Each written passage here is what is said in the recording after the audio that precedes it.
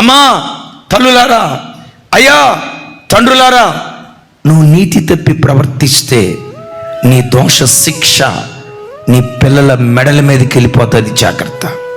ఒకవేళ నువ్వు అనుకోవచ్చు, నాకేముందండి, వయసు ఉంది, అందం ఉందండి, చిన్న వయసులో మంచి ఉద్యోగం వచ్చిందండి, నెలకొచ్చి 50,000 రూపాయలు, 1,50,000 రూపాయలు జీతం అండి, అందం ఉందండి, ఆ అమ్మాయి రమ్మంటుందండి, ఈ అమ్మాయి రమ్మంటుందండి, ఆ అమ్మాయి ప్రపోజల్ పంపించిందండి, నా అందానికి వాళ్ళు ఫిదా అయిపోయారండి.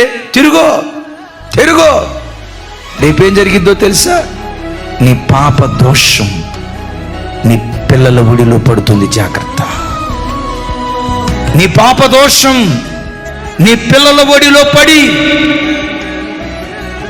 యజమానులుగా ఉండాల్సిన పిల్లలు దాసులైపోతారు. నేనంట, నీ కడుపును పుట్టిన నీ పిల్లలు ఎప్పుడు వాళ్ళు యజమానులుగానే ఉందురుగాక.